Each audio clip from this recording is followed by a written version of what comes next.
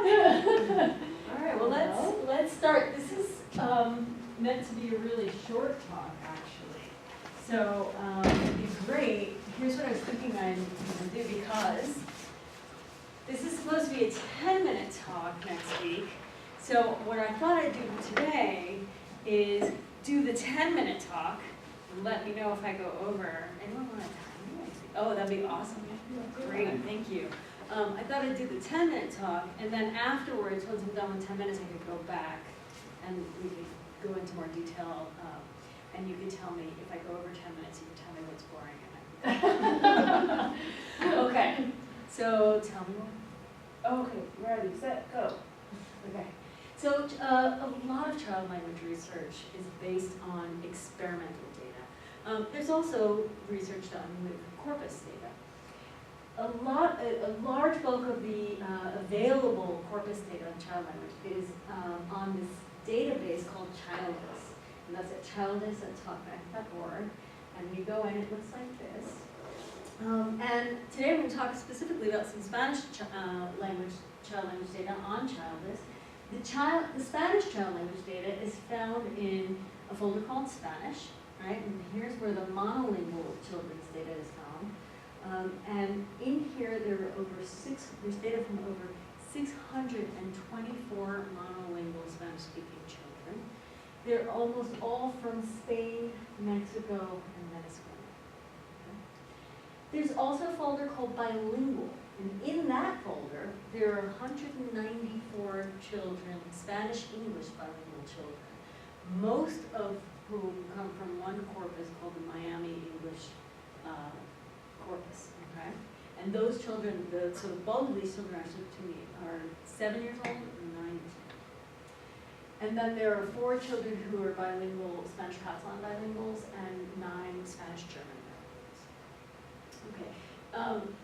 Some of the data that I've listed here are also found in frog stories. So actually, the bulk of the Spanish English data on from the 194 children are frog story narratives. So they're children reading the picture.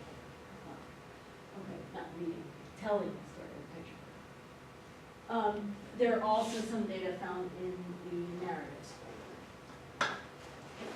These slides have a breakdown of the data. What's nice is you can see here that some of the corpora have a lot of children, and then there are these corpora where there's only 1 or 2 children in there. But what's nice about these is that these are typically longitudinal studies that track children over time. And what you can see from the first slide, and you can see here as well, is that there's less data from bilingual kids than there are from monolingual. There are a lot of monolingual kids, and then there are fewer bilingual kids. And again, the bulk of the bilingual children are from the Spanish-English Miami corpus, which is frog stories, ages 7 and 9.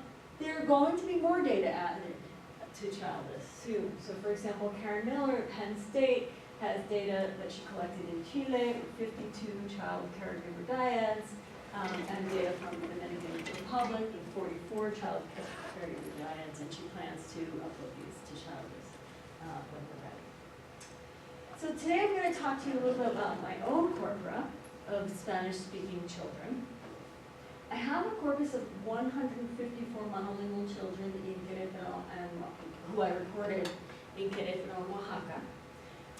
The children are between the ages of 6 and 16 years old, and they're conversations between me and the child. And also, the data include the children telling narratives and the children doing frog stories, so looking at picture books and telling the story from the picture. But today I'm going to focus on my U.S. Spanish corpus, which I call the Washington, Montana corpus. And this corpus consists of data collected in Montana. So what's really interesting here is that in western Montana, what happens is there are families that go to Montana every summer. They go year after year, they return to Montana in the summer to pick cherries.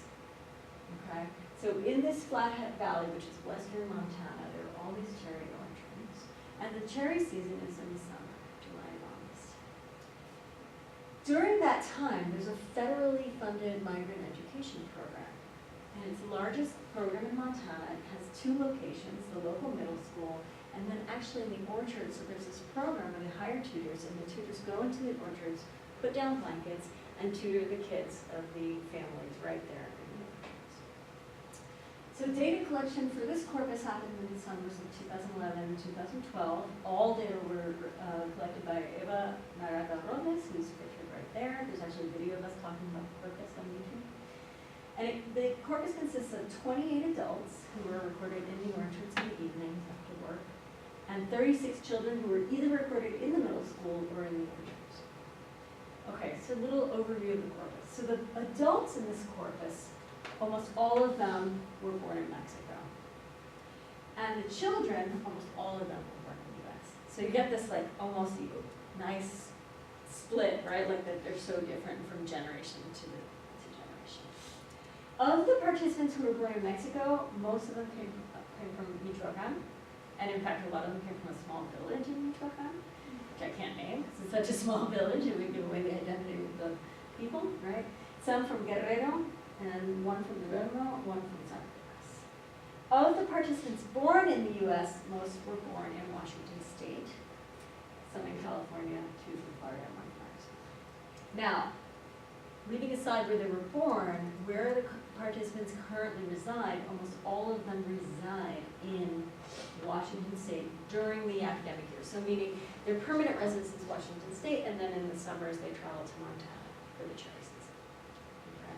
We also have 9 people from California who live year-round in California, and 2 who live year-round in Montana. So of the adults, about half speak English, about half only speak Spanish. So half are bilingual, half are just Spanish or monolingual Spanish speakers. Whereas as you can see with the children, almost all the children speak English, so they're bilingual. Spanish and English are language. Now, looking at the children by gender and age, you can see that this was kind of a corpus of convenience, right? So for the 3 to 5-year-olds, there were only 4 of them, they were all boys. 6 to 8-year-olds, you see that most of them were girls. 9 to 11-year-olds, a little bit better split, right? And 12 to 17-year-olds, a little better, but it's not well stratified, is what I want to make here. So we've had some nice work that's come out of this corpus. We have an overview of the Washington residents. So people who live in Washington and their language use, like there's an overview of Spanish spoken in Washington State.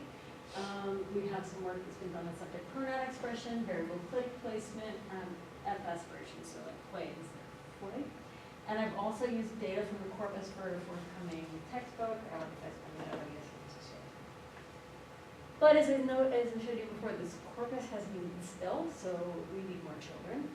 It would be really nice if there were more children so it could be better stratified by age, right? Get more children in different age groups and by gender.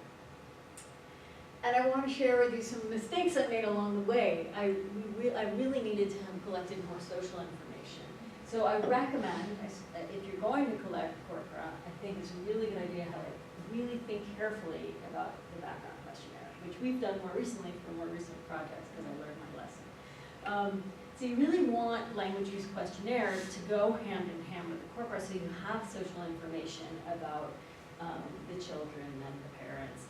And you want information especially about their language use patterns and their input, right? So for the adults, I really like the bilingual language profile by Bertrand Bilingual, which was developed at the University of Texas at Austin. And for children, there are various questionnaires floating around that I think are really useful and helpful to give a measurement of how much exposure the children have to each of their languages. Okay, so wrapping up about my corpus, I think there's a need for more data to be collected in Montana. As you can see, it's very beautiful. So if anyone's interested in continuing this work, I'd be thrilled to pass it on or share what I've done and do build on that. Or someone could go to Washington, since most of the participants reside in Washington. In the Tri-Cities area, there's a really high concentration of Spanish-speaking and Hispanic people. So you can see from 2010, for example, in Adams County, almost 60% of the population is Hispanic. So Tri-Cities area is a great place to do research on Spanish in the US, and it hasn't been studied that thoroughly. Okay, but before we go out and collect more data, I really think it's helpful to stop and pause. This is for a roundtable on Corpora, right? It's very popular right now. Like, let's go build a corpus. Let's go get data. But I think it's really helpful to stop and think about, well, what are the questions we want to answer before we even go out and collect these data? So I want to review for you some of the questions that people are trying to answer with their own corpora that I found really interesting. So Karen Miller, who I mentioned before from Penn State, the question she's really interested in is how linguistic variation in the input influences the acquisition of grammar. And she's found that more variation in the input, 10, okay, more, sorry, I really have to cut. More, but let's keep going. More variation in the input slows acquisition of morphology. So for example, children in Chile who are exposed to a dialect of Spanish with an S-lenition, right? So sometimes the S is not audible at the syllable final S. Acquire the plural S more slowly than children in Mexico, where there's more consistent input with syllable final S. My own work with my corpora has been, I've been interested in this question of how children learn probabilistic grammatical patterns. So for example, in my work on subject pronoun expression, what I find is that linguistic constraints on variation emerge over the course of development, and there seem to be some frequency effects that shape that course of development. So over time, so the earliest constraints, the factors that constrain subject pronoun expression in the earlier years have to do with linguistic contexts that are more frequent, and the less frequent constraints seem to emerge later. That's one explanation. Manuel Diaz-Campos has used corpus data to also research a similar question: how do children learn patterns of variation? He looked, in 2004, he looked at 30 children from the Shido corpus from Venezuela, children between the ages of 3 and 5 years, 9 months. And what he found was, he looked at the variation between pronunciation and omission of intervocalic D, so like lado versus lao. Right? What he found was there was variation at all stages within the same item with words. So kids would say lado, kids would say lao, right? And there would be variation even at the earliest stages. But he found more variation in higher frequency words. So his argument, what his interpretation of his study is that learning the patterns of variation happens first in the higher frequency items. There are people doing work on how do kids acquire style shifting. So how do they vary between local forms or non-standard forms and standard forms. So Jennifer Smith and her colleagues who look at English spoken in Buckie, Scotland, which is a fishing village. She examines this question. And what she finds for some of the variables she looks at is that children really seem to match their caregivers' rates of use. So for example, this is a graph reporting her findings on what she calls the whose variable. So this is basically, do you pronounce the word house like house or whose? Well, more like whose really, right? Whose.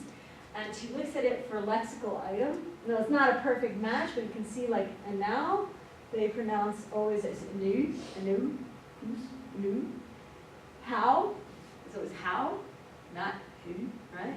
But in between, there's all this variation. What's interesting is that the children who are in red are very close in matching their caregivers' rate of use of the look. So this is the percent of the local form, whose, choosers. Right? This suggests that children are learning patterns of variation based on their input. A really exciting new study that's being done by Alexandra Darcy in Victoria, Canada, is trying to investigate this question: what is the mechanism by which language change advances? And so this is her Kid Talk project. She's in the first phases of this project, so collecting data. She's following 18 children in Canada who are all between 3 and 5 years old at the start of the project, and recorded they're recorded 3 times a year in their homes. And then once they start first grade, they're also recorded with their best friend. She's analyzing forms that she knows to be forms that are undergoing change currently, that are undergoing a change in progress. So for example, I've got, I have, I got for possession. Those forms are in variation with each other, and she knows that there's a change happening, right? Different words for good, awesome, super. So the question she's starting out with this, with what we already know from previous work, that children typically learn the adult model first and then reorganize their vernacular after age 4. But what she's interested in is after, how does that reorganization happen? How do children move away from the caregiver model? What happens? And do boys and girls differ in their participation in language change? So this is important because we know from a lot of research that women are generally ahead of men in language change, but why? It's still a kind of an unanswered question. Why is that? And how does child-directed speech play into how languages change? So in her recording, she's also, the children are in conversations with their caregivers, right? What's really exciting, I think is really interesting, is that her results so far, and this is tentative because it's just preliminary results, but her results so far suggest that child-directed speech is different for boys and girls. What she finds is that the caregivers are using the newer forms, the more innovative forms, the forms that seem to have become associated with women. They're using those forms with their girl children and not with the boy children. So they're using, there's a change going on in progress, and they're using the newer forms with the girls and the more conservative forms with the boys. Without knowing it, right? I mean, it's not on purpose. That's what she's finding so far, and that can explain what the difference between how girls and boys participate in language change. This is really cool work that's being done in France. So Jean-Pierre Chevreau and his colleagues are kind of looking at this next stage, past where Alexandra Darcy's work goes. So they're doing more than this at this point. But this is a study of 11 children. It was a longitudinal study where they looked at children at school-age children, and they track them, and they track all their social networks. And what they find is that children begin to talk like the children they spend the most time with. And it's not surprising, but they also looked at other variables like the teacher's speech or awareness of sociolinguistic norms or who kids say they like. Well, nothing mattered as much as who the other kids are that you spend the most time in their school. Okay. So the question, I think, going back to what I came here today to talk about in my Washington corpus, for example, is what are the corpora good for? Like, what are the questions we can ask? So thinking about bilingual children, for example, we could be asking questions like, how does language shift happen? And tracking changes within the community, right? What are the mechanisms by which language shift, say from Spanish to English, for example, happens in the US? What are the societal contexts that help maintain Spanish, for example, in the United States? So Lebeau has this incrementation model, right, of how languages change. Is it also the case that describes bilingual communities? So, for example, what Alexandra Darcy was looking at for the children in Canada, or would we find similar things in bilingual communities, or are there differences? Language conduct. There are really interesting differences that come out with different methodologies. So sometimes experiments show one thing and corpus studies show another thing. So for example, with variable clitic placement, experimental work has shown that bilingual, that there seems to be English influence on variable clitic placement in Spanish. Variable clitic placement, by the way, is la quiero ver, quiero verla. See, the la in that place. In this conference, people will know that, so that's why I didn't mention it. But our corpus studies don't seem to show any influence of English on that feature in Spanish in bilingual communities. So why are we getting differences between experiments and corpus studies? We need more corpus studies to answer that, I think. And it could be that there are differences in communities, right? Sometimes we take the corpus study and we look at the experimental study, and they're done in two totally different places. And so we don't know if it's a difference because of methodology that we get different results, or if it's a difference in communities. So those are some of the kinds of questions I think are interesting to think about as we think about developing questions that we could attempt to answer with the corpus research. Okay, so let's talk about this. Tell me what to cut. Well, we're at 20 minutes. Yeah. Well, I slowed down. Okay. I mean, I knew, right? But I actually was lucky enough to do some interviews with Alexander Darcy and Karen Miller and stuff. So. Okay, let's think about what to cut. I have to get out a pen and paper. But maybe before we talk about what to cut,